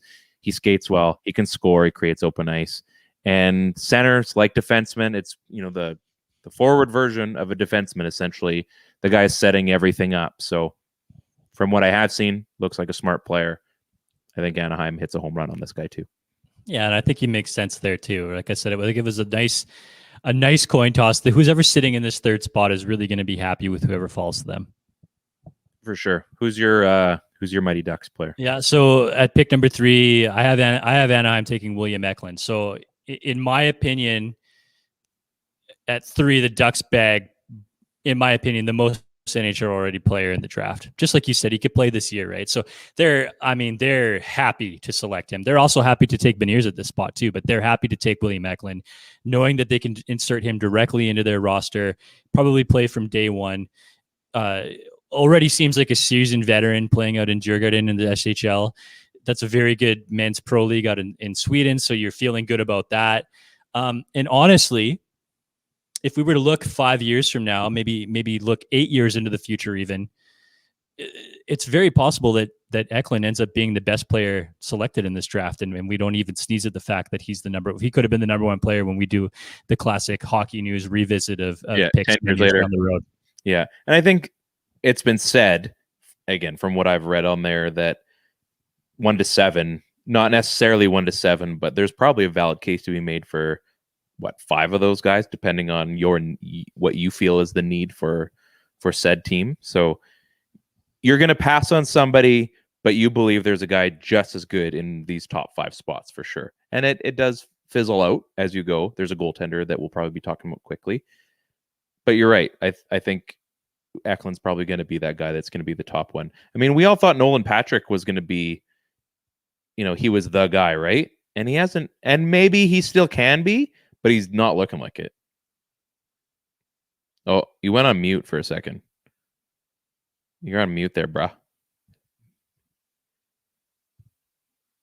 No, you're still on mute. I'm glad you have a very good point to make, I'm sure. There you go. Good now. Yeah, well done. Welcome back. The Nolan Patrick thing, I was never... I believed he was a top 5 pick, but I think the hype was just too high for a player that had that type of injury trouble in junior. Mm-hmm. Without putting together full junior seasons in his final year in junior. Yeah. To be that good. And I like Nolan Patrick's game. Like I said, I believed he was a top 5 player in that draft, but I didn't see the ceiling to be that high. That being said, I didn't see the floor to be as low as it is right now either. So he's obviously got some things that he's working through, and we all wish the best to Nolan Patrick. But yeah, I think that was hey, you know what? You missed. It's ballsy to say you wouldn't have taken him at 1, but I didn't think he was the first overall. I think he sure was the right pick at 1. Yeah. And I don't think Patrick probably was even the right pick at 2. So. But, I mean, it would be, I guess the other part of it is it would be hard to not pick him at 2 and then find out that he was. Yeah. You know what I mean? Like you can't not 100%. You can't not take him and be like, oh, we knew he wasn't going to be good. No, you didn't. You just would have been crucified had you not taken him. Exactly. Like you're damned if you do and damned if you don't. Yeah. So anyway, so our next team at pick number 4, speaking of New Jersey, is the New Jersey Devils, because we were speaking about them. Yeah. I think that things are going to be shaken up in the next little bit on the back end, and I think they're going to go with Brandt Clark. So again, another guy. I know. I'm going to hit on one of these, and I don't want to have to listen back to 3 episodes to to figure these out. I don't like being that guy on the editing side. I just make sure that it went clean. That's about it. I think New Jersey is going to start parting out some defensemen at some point. I know the writing on the wall for Damon Severson has been, or Severson, however you want to say it. He was a guy that I think has been rumored to maybe being traded. Mm-hmm. PK Subban, we don't know how long he's going to be in town for. They're going to have to start stocking up on the back end, and they need good defensemen if they want to get back to that little run that they made a few years ago when Taylor Hall won the MVP. By the way, Edmonton, Taylor Hall won the MVP. Sorry about that. Yeah, I talked about this a little this past week, that, I mean, it would be really smart for Vancouver to first go out and get what's his face from Tampa Bay. Go on. Oh, Cal Foote? No, who just won his 3rd straight cup. Oh, Pat Maroon. Pat Maroon. So first go out and get your hands on Pat Maroon. Yeah. You're guaranteed a cup, so he can make it 4 straight. Then somehow go out and acquire Taylor Hall so you can get the first overall pick. It's guaranteed. It's a fail-safe plan. How do you get both? How do you get the number 1 pick and the second? I mean, first of all, you don't try. My logic isn't wrong, idiot. Just follow along. First of all, you don't go try to acquire Oliver Ekman-Larsson. No, you don't. But this is simple voodoo magic. Taylor Hall, Pat Maroon, you get the first overall pick and you win the Stanley Cup. Done deal. Huh. Okay. I mean, that's a Tell tough. me I'm wrong. Well, Tell me I'm wrong. I think I will. I don't know how you get there. At the same time, I will take both of those results. If you could somehow give me the trophy. St. Louis, Tampa Bay, all cups. Taylor Hall, first round pick. Yeah, that's something. That is wild. Deal. It's a done deal. Wild. And you're saying this is all going to happen in Vancouver? Yeah, I mean that's what they should do, but I'm not the GM, so whatever. Right. Hey, you know what? If only. But I bet you I could sell some of that snake oil to Benning, and he'd probably go do it. You could. So, did you pick your New Jersey player? I don't think you did. No, I you're right. Here it starts to get a little bit of wishy-washy, but I think the Devils resist the urge to pair up the Hughes brothers, and they take Dylan Guenther. Sorry. I mean, big dynamic goal scorer. The guy tees off from the power play in a very Ovechkin-esque manner. I don't know if you've watched this guy's highlights in junior hockey, but I mean, he lets that shot go and he lets it go with authority, right? It's got that Pedersen vibe to it, where it's just like you're just anticipating for him to unload, and he does. Like and this guy is an wire, absolute shooter and an absolute goal scorer. So like Ovechkin, like velocity, but Pedersen kind of like speed. He's not Ovechkin. Like, I'm gonna try to not compare him to Ovechkin on the whole, but just the fact that he finds those soft spots. And he lets it go like it's on off like that, right? There's no time to set up. He's sitting there already in preload position, and the shot's coming, and the goalie knows it's coming, can't do anything about it. That's this player. I think that he has that ability. So good pick. I think it's a pretty reasonable pick at 4 for the New Jersey Devils, and I think they're going to go with him over. They're going to resist the urge, like I said, to team up with the Hughes brothers. So I do have some ulterior motives here. So. Once we do get to the Canucks, I'm hoping what happens. I think Columbus is actually going to take Guenther at 5 for for all the reasons you gave. Because as I said, I did not watch any of this, but I believe in your tactics, your viewing prowess, and you're rarely wrong when it comes to these types of players. And you've talked me out of trades that the Canucks should have made, and you made valid reasons. So I'm going to go. Based on your reasons, Dylan Guenther goes to the Columbus Blue Jackets. I like it. What are you going to do? Columbus is in a fun spot, and I think he works there as well. I think that he could just feel that natural that they've been missing for some time now. And that was going to be the other part I was going to add is they need that guy to hit, because every guy that they've tried to hit as a forward in the last little while hasn't panned out that well. It hasn't done well. So that's my 2 So cents. Columbus, I have the Blue Jackets selecting Simon Edvinsson. Oh yes, Again out of Djurgården. So from Germany. I mean, that's I'm kidding. Clearly. Yeah, he played a year with Eklund, which is pretty cool, right? So we're talking about 3 players coming out of Michigan, and we're talking about two players coming out of Djurgården. So I mean, ultimately they're going to lose Seth Jones, and they insert a player into their prospect pool that's 6'4", 200 pounds already. He's looked really good playing for the Swedish national team. He's looked really good playing in the Swedish Elite League. And he could be that replacement. He could be a big minute muncher for this Jacket squad that's going to need him moving forward. So I think that he is a natural fit for them at 5. That's a good pick. It's getting tough now because now we're getting into the nitty-gritty stuff. So at pick number, we just did Columbus, right? Yeah. So now we're Detroit. You know what Detroit needs? They need a goaltender. The first goalie. Yeah. The first goalie off the board. Jesper, is it Jesper or Jesper? Jesper Wallstedt. Jesper. Swedish goaltenders rarely fail. It's been proven. There is something in the water there. I don't know if it's the IKEA meatballs or what it is, but you're getting a guy that's 6'3", 214. That's a monster of a goaltender, and Steve Yzerman knows what's up. They've got an opportunity to get a guy that, these younger goalies now, like this is the next wave. Everybody, you need that next guy at some point. The Canucks went after DiPietro. The Canucks went after Thatcher Demko. Now, these aren't tall guys, but you know who your next goalie is going to be. And if you can get an absolute hulking goaltender like that,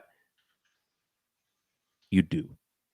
Anytime there's a goalie in the top 10 and you need one, you better hope that no one else needs one. And in this case, Detroit, you make the pick. And I think they've got other picks too, don't they? Yeah, we had them picking at 22 as well. Yeah. So, I mean, you go after your goalie and you can take whatever the heck else you need after the fact. So, Jesper. Who we've already selected for them. I can't remember who your pick was for Detroit, though.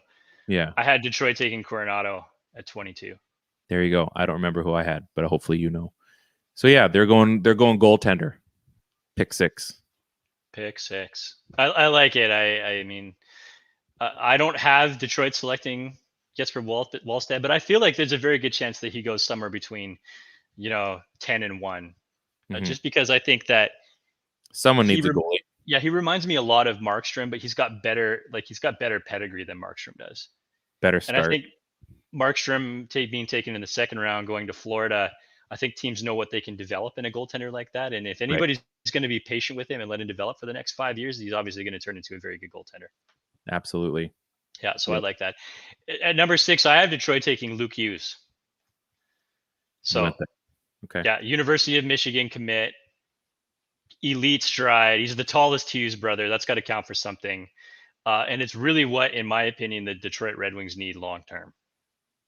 So we had all sorts of questions about Quinn Hughes' shot, Quinn Hughes' defensive ability. And if he's anything like Luke Hughes, we know that that's going to improve, right? He's going to become a better defensive player just based on his skating, which is elite. Yeah. And if it's as good as Quinn's, then we know he's going to be in good shape, and he's already bigger. Yeah. He's coming out of the United States Development Program again. Better frame to start for sure. He's a better frame to start. I find it hard to believe that he's going to be a better defenseman than Quinn, but I don't worry defensively when Quinn is out on the ice. I mean, we see him get beat once; he doesn't get beat again the same way. And his career's been brief to this point, but the guy can distribute, the guy can play the power play. And I feel like he's gonna surpass at least one of the Hughes brothers and elevate himself into that quality high-end defender status, especially for offensive defensemen, which are available in this draft. And he might be one of the better ones. And he's still a good defensive defenseman. And that's the one thing that right now, and hopefully it won't be for long, but is kind of Quinn Hughes' knock right now, is his defensive game has definitely struggled. So if you get the taller, hulkier version that's, defensively sound already and not as good maybe offensively as Quinn Hughes, but you're getting something close, yeah, you take that. If you get anything near that and he's bigger and already has the defensive side kind of locked down, Detroit's going to need to be, keeping some pucks out of the net again this season. So not a bad pick. I think about like what is going on in like the U of M there, right? I mean, we're talking about Owen Powers, Matty Beniers, Kent Johnson. They're going to add Luke Hughes. I would assume that one or two of these guys is going to come away from that program right off the bat. But this is an elite level program, Totally. With high end coaching. So very, very good. You know who's next? San Jose. San Jose. You know the way. I'll jump in with this one. Way. Yeah, I have San Jose taking Brent Clark here. Brent Clark. So he falls to 7, which I think is a fall. I think Edvinsson probably is the guy that bumps him out of the top 6 in this one, and possibly even Luke Hughes. I think Hughes is a reach at 6 for Detroit, right? And Clark probably is the better player here, but the Sharks' decor is old. They're going to need a boost. They're going to need a heady player like Clark to bring them up. And there's very few D-men in this pipeline past Ryan Merkley. So I think he's the guy to fill that spot for them, and he could step in rather quickly, especially after playing pro hockey in Europe last year, and looking good doing it in a men's league as opposed to playing in the CHL. So I have Brant Clark at this spot here. I went Kent Johnson. I think you talk about, we're giving all these reasons for the coin flips here. It is. So you've now got, again, a strong center that's going to be able to drop into a team that, again, does need that guy to step up. That team's in transition as well, right? You've got a San Jose team that's in transition, but you've got a guy that can make passes. You've got a guy that's going to be able to score goals. And, San Jose, they have always seemed to figure out the right way to do things for the most part. And they always seem to, put a few guys into the, their system, their machine, and they churn out, stars. It is a bit of a machine, isn't it? Yeah, you look at Patty Marleau on there, and I'm not saying he's going to be a Patty Marleau, but that's not a bad thing to be a Patty Marleau. You know what I mean? Mm-hmm. So I like that they're going to. Everybody needs. It's the top 10. Everybody needs centers. And especially San Jose, you need a guy that's able to start the play and distribute. And I think, again, if you can get him with that pick, I think that's smart. Again, any one of these guys, wherever they fall, you're not losing. But for me, San Jose goes Kent Johnson. Yeah, uber talented forward. Lots of offensive skill. There's been other players that have come out of the EPCHL that haven't fared quite as good as their numbers probably would have projected them. I think Zach Dalpe comes to mind. Mm-hmm. But this guy's just so creative, and he looks like Troy Stetcher. So I feel like he's got some jam in them that we don't know about. Oh, Troy from Richmond. He didn't go to Nodak, so. He had that dangle playing for Canada, so. That's true. He did that. So we're now. Kings. Oh, you did. You do? Oh yeah, you did San Jose, right? Yeah, I had them taking Brant Clark. LA Kings. I'm going to go, and they're going to take the guy that everyone's had the Canucks taking for a while, Mason McTavish out of Peterborough. Guy can skate. He's got good balance. He protects the puck. You're going to need that in LA. He can score. He also was playing out in the Swiss League. He was out there 13 games on loan, second highest professional league, and he had, where am I looking? Scored 11 points in 13 games out in the Swiss League. Yeah. He scored 11 points in 7 games for Canada when they won the U18s. Again, what's not to like? These guys are talented players for a draft that maybe got a knock like it wasn't going to be an absolute, stud burst. I'm seeing a lot of studs right now. Starburst, stud burst. I want to use both terms somehow. That's what I'm taking, Mason, because clearly we know who the Canucks are taking at 9, but that's how I got there. Yeah, I like Mason McTavish. He's got a bit of his game reminds me of a little bit of the Canucks game. Ooh. And that's not a bad pick. That makes him fit in really well in Los Angeles. Who are you taking? Same guy? No. Oh, No, I think the Kings are going to pass on making Mason McTavish. And I think the reason is a little bit different, right? Jonathan Quick is nearing the end for the Kings. They're loaded. They're loaded to the absolute brim with forward prospects in that program, right? So I think the top D man is already off the board as well. So they nab their goaltender of the future and they take Jesper Wallstedt with this pick. And we've already talked about many of the reasons why this is the proper pick for them. But wouldn't it be so fitting to see Jonathan Quick leave and eventually Jesper Wallstedt step in and just sort of take over those reins? and murders the Canucks for years. Yeah. Ugh. Let's not go that far, but you know what I'm talking about. But it'll happen because that's what happened for such a long time.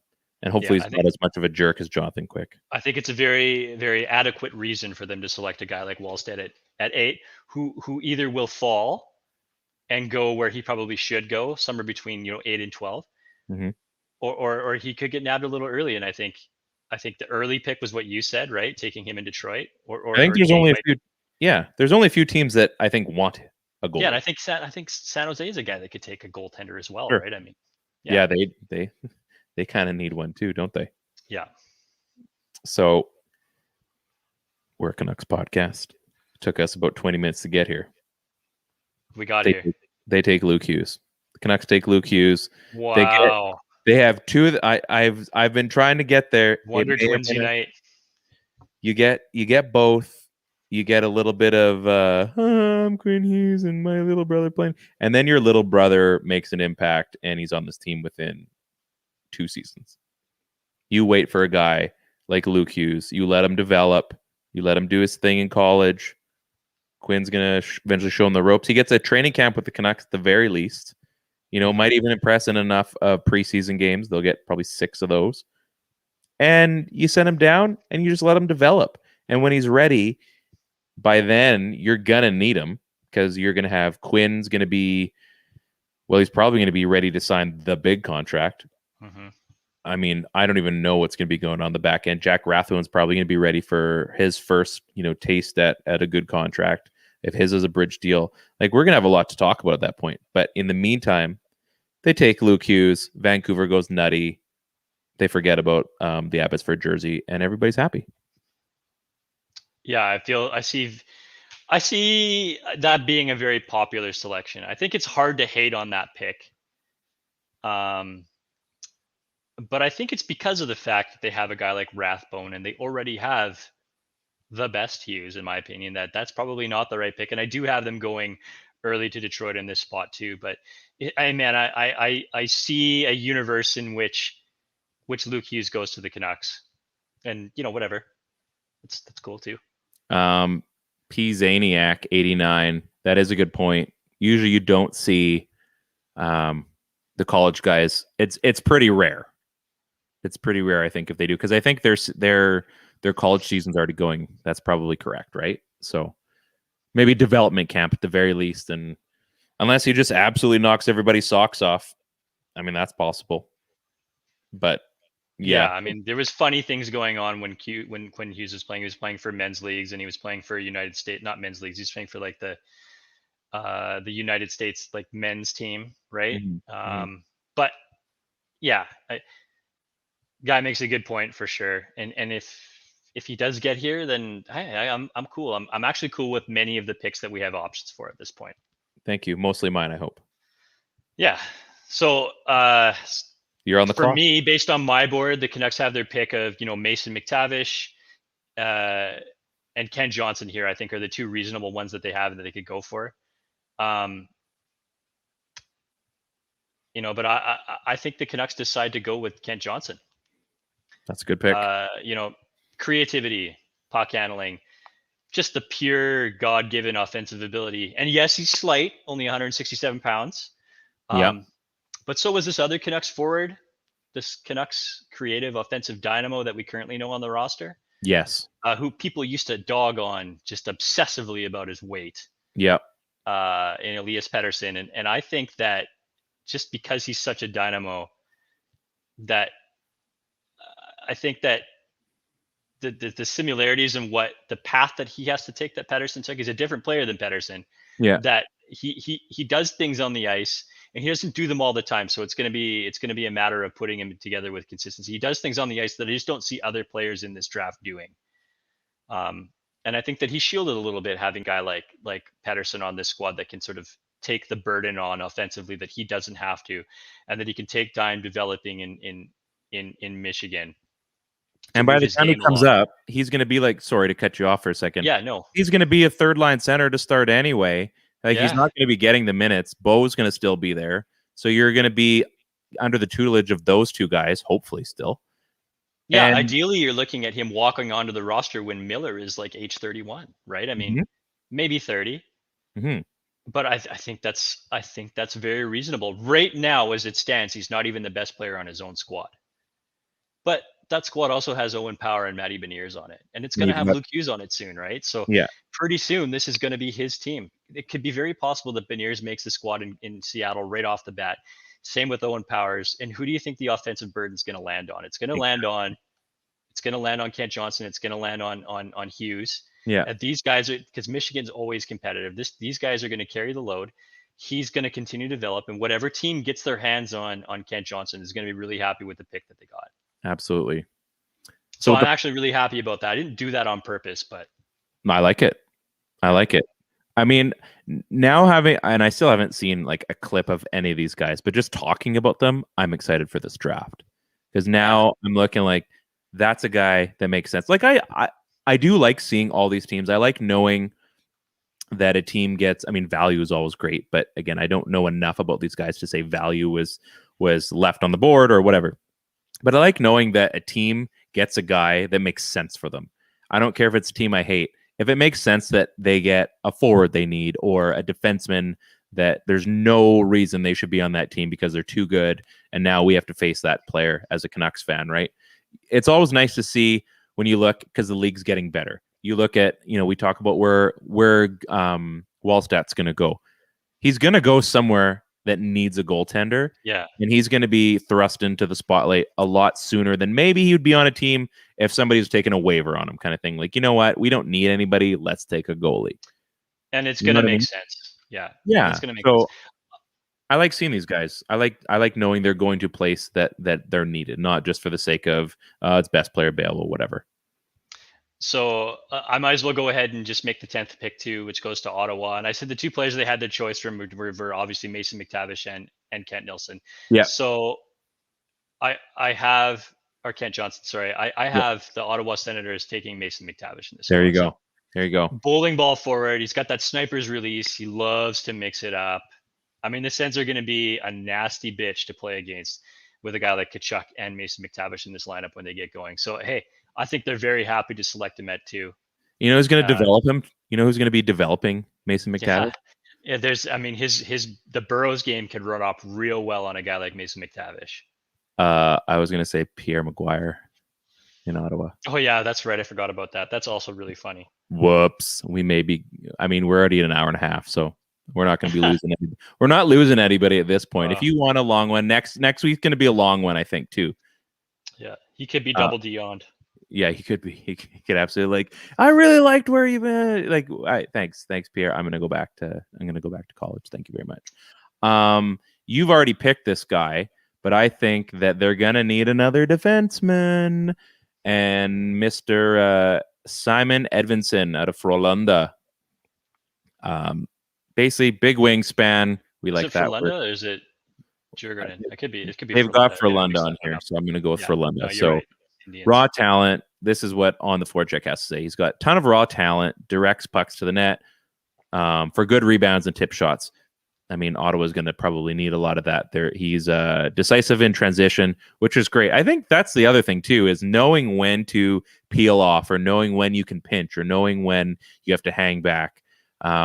He's an excellent puck carrier, which, again, Ottawa's going to need. You're going to need a guy that's confident going through the zone because they've been all over the place in that. They need a number one defenseman. He could develop into that. Yeah, and I mean, it's Ottawa. I can't stand Ottawa because they're just meh. But if you've got more and more guys like a Thomas Chabot and you've got Edvinsson in there, eventually you can build something. So I see them building on the back end and let the chips fall where they may. So Nice. that's my pick. We did it. So that wraps it up. I think if I could just close on this one real quick, I think if I'm going to take one big reach for me, Yeah. I'm going to go back to Detroit and say Matt Coronado is actually a late second round draft pick, but for some reason the Wings see something and select him at 22. So that's my big reach in this one. Okay. I think an honorable mention goes to Atu Ratu. I had him going mentioned to him Dallas earlier. at 14. You had him going to. I think this is a guy that maybe could not be that good. Ooh, that's So that's me. I think a big fall on this one for a guy that I feel like could easily get into the top 10, or even seeing the Canucks take him. I think if they don't take Johnson where they do, yeah. I could see Fabian Lysell going I was into the looking at top him. 10. I think I already picked Oh, him though, didn't I? Yeah, you did for sure. Overall skill has this guy as like a top 6 player. I have him falling to 18. I really love this player. I don't want to see him fall that far. I think he deserves to be in the top 8 to 10, I think. Fair enough. So can you do a recap for us? This is your homework. Yeah, okay. I need you to recap all of our picks and maybe post it out in like a tweet or something, because I feel we should be responsible for what we've said on here so that it's not just lost in Twitter space, in the internets, Okay. all of them, the dark web and the regular web. Well, I don't know. I think the next goal is maybe we'll post an article to the network and then Yes. we'll retweet it. Yeah. There you go. We've gone way overboard, and I think that's okay, because next week we're going to easily be going overboard. I'm very excited. So first of all, and I got to get him to make sure that he's still on board. But so far, and I'll ruin a little bit of it, Dixon Ward has agreed to come back for next week. He did have a story that he wanted to tell us, so I've been back and forth with him. I got him some hats, so he better be coming on. Like, I threw some swag his way. So Dixon, you better be coming on. You owe me. I also work with his wife, so I'll just make sure that his wife guilts him into making sure that he shows up on time. But I love you, Dixon. You're a good guy. I've been in talks with 2 other people that are in the Vancouver media landscape. I'm very excited to chat with them. So we're just confirming a day. That may not be live streamed. We might just make that podcast exclusive, because there's going to be a lot of content in this one. Again, we're going to post all the contest stuff, which is going to be exciting. I am trying to work on one more guest. I don't know if it's going to happen for the big 100. Even if it happens for after the 101, the Dalmatian episode, then so be it. But I am trying to work on one more guest. We might bring in, we had Faber last week. That was a lot of fun. Yeah, he was great. I forgot to say thanks for Faber for covering it on. That was a fun episode. I listened. You guys are really good.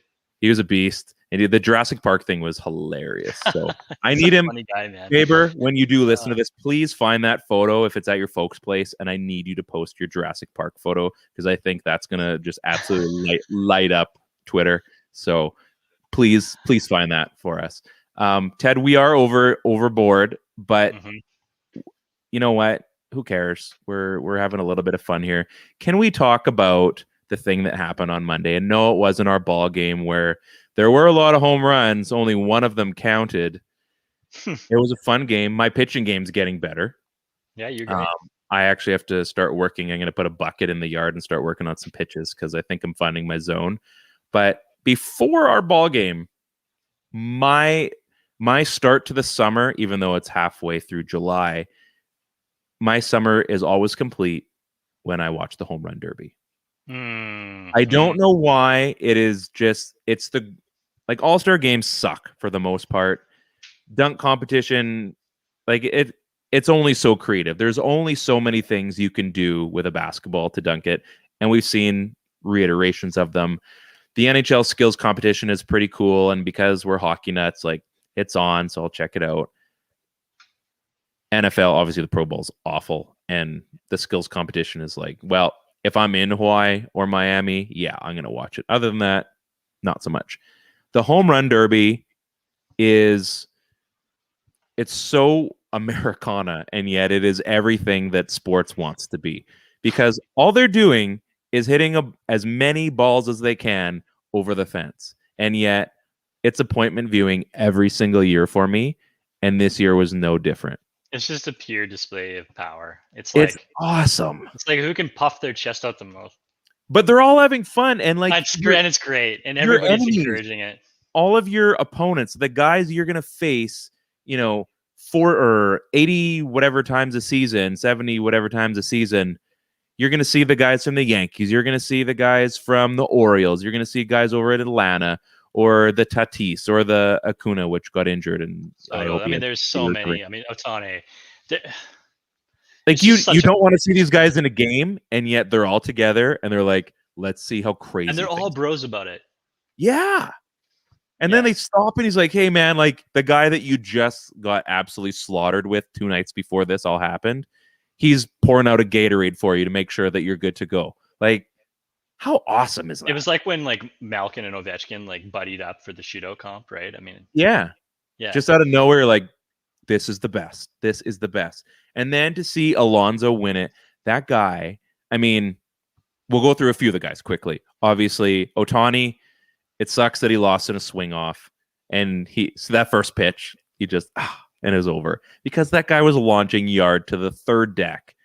His last 4 home runs were all on the third deck. Yeah, and let's not forget that he throws 100-mile-per-hour fastballs. Oh, right, sorry. And he was the leadoff batter and the starting pitcher for the American League. No big deal. He's only the next first guy since Babe Ruth. Yeah. You remember Babe Ruth? Remember watching his games? I do on my Rollier CD when I bought an IBM when I was 10. I remember watching Babe Ruth. Those games were incredible. He had such a hard life. Oh, wait. Yeah. That was John Goodman, and it was a movie. Yeah.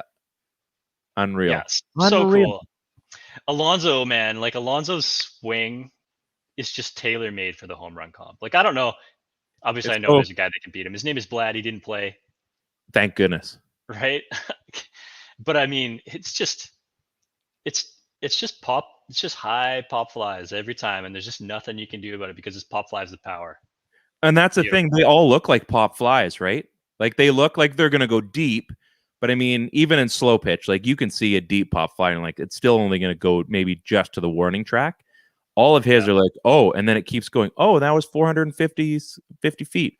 Oh, that one was 480 feet. Oh, that was 515 feet. All of them. And the ones that get velocity on them are almost out of the park. Yeah, that's why the Otane thing was so much fun, right? And then the crowd was behind him. Like, how cool is that? I mean, Polar Bear is a super likable player, and the fans love him, and they're behind him too. But they were chanting, Otane, Otane. I thought that was so cool. Yeah, and he seemed like he was having, because the guy, his frame is crazy big. Yet, like, I was chatting with my dad. Upside down triangle. Yeah, like, I was chatting with my dad the next day at work, and like, too bad he lost out. He's like, yeah, the guy couldn't even hit a home run for the first minute, and that was his downfall, right? And then once he got going, you're like, holy crap, like, he's gonna make it. Once those guys find a groove, it's like bam, bam, bam, bam, and it's very likened to accuracy shooting in the NHL, right? When those guys get going, it's like nothing, and all of a sudden it's like, oh, this guy's gonna go 5 for 5. Yeah, 4 for 4. I don't miss now. Yeah, I don't miss at all. Yeah, it was so much fun. For me, it was always the home run derby. That is still on my bucket list. I was really hoping when San Diego had it a couple years ago, I was somehow that things were going to align, and Christy and I were going to somehow go to San Diego and catch the All-Star game. Obviously, that did not happen. Actually, this shirt is based on like the San Diego Padres colors, like the Reese's Pieces color. I love this shirt for all those. You were wearing that jersey at ball on. I was, because it's super light. I was thinking about, I'm like, it's E-League. No one's gonna rep it. So, it was really comfortable. But yeah, the home run derby. In my lifetime, I need to go see one. I want to be out in the outfield and I want to catch a ball. I want to feel like I'm 10 years old. I don't care how old I am, because it's the best. Because everyone, I support that dream. Everyone is there to have fun. There's no allegiances. It's like, yes, baseball. I'm a fan of the game of baseball, and I want everyone to have, I missed a ball, but that kid just got 3, and he's never going to forget it. Period. Like, it's pure joy. You're watching grown men just like murder baseballs for the next 2.5 hours. I don't even know if they are juiced. I support it if they are. I just want to see home runs. I want to see as many. And I mean by juice, I mean the ball's juiced. Yeah, right. Sure. It was fun. So that's my little ranty poo. Speaking of poo, I do have to go poop, and we talked about it. I'm not gonna eat it. maybe I didn't need to say that part. Before I go, poo Awkward. jokes aside, Yes. come September, myself and a bunch of my workmates are going to be taking part in a pretty cool event called Motion Ball, and it's a sports marathon essentially. So from the start of the day to the end of the day, we're going to be playing sports all day, all different sports against different teams. And that sounds like fun, except for the kick is that we're raising money for Special Olympics, for athletes, Canadian athletes in this area. And we're going to push them through. And not only are we raising money for Special Olympics, we're also bringing awareness to that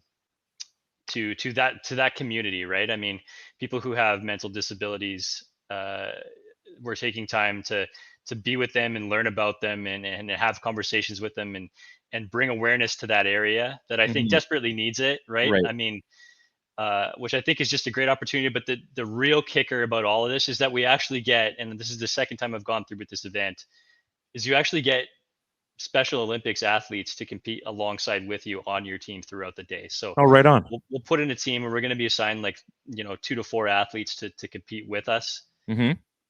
And same with every other team that plays and takes part in this too. So it's a really great chance to sort of get to meet people, get closer with the people that you're competing with, and then also meet some new people and some bona fide athletes. That what these athletes do at that level in the Special Olympics is amazing, and the struggle that they have to go through to be as elite as they are is just the coolest thing.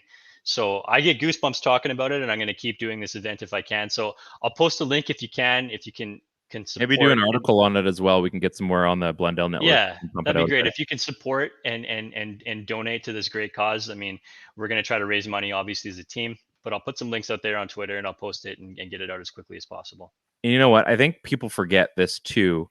This happened through the lockouts. This has happened through, obviously, COVID.